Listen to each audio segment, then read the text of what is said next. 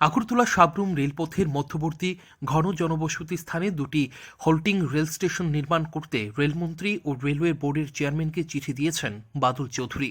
শুক্রবার তিনি চিঠিতে উল্লেখ করেন, একাদশ লোকসভার প্রাক্তন সদস্য ও ত্রিপুরার বামফ্রন্ট সরকারের 5 বারের প্রাক্তন মন্ত্রী হিসেবে তিনি দাবি করেন, দক্ষিণ ত্রিপুরা জেলার বীরচন্দ্র মনু ও সোনাইছড়িতে দুটি হল্টিং স্টেশন নির্মাণ করা প্রয়োজন। এটা ওই এলাকার জনগণের জরুরি দাবি। বিধায়ক ও রাজ্য বিধানসভার বিরোধী দলের উপনেতা বাদল চৌধুরী চিঠিতে উল্লেখ করেন, সড়কগুলির খারাপ অবস্থার কারণে জনসাধারণ রেল যাত্রা পছন্দ করেন। শান্তিরবাজার মহকুমার বীরচন্দ্র মনু ও বিলুনিয়া মহকুমার সোনাইছড়ি বাণিজ্যিক কেন্দ্র। ওই এলাকা উপজাতি অধ্যুষিত। উভয় স্থানে 20,000-এর বেশি জনসংখ্যা। গর্জি ও শান্তিরবাজার রেল স্টেশনের মধ্যবর্তী স্থানে রয়েছে বীরচন্দ্র মনু ও বিলুনিয়া ও জোলাইবাড়ি রেল স্টেশনের ঠিক মাঝামাঝি স্থানে রতনপুর প্রাইমারি হেলথ সেন্টারের কাছে রয়েছে সোনাইছড়ি।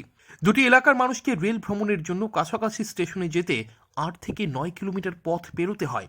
বাদল চৌধুরী জানান, রতনপুর প্রাইমারি হেলথ সেন্টারের রোগী ও তাদের পরিজনদের যাতায়াত খুব সুবিধা হবে যদি সোনাইছড়িতে হোল্ডিং স্টেশন নির্মাণ করা হয়।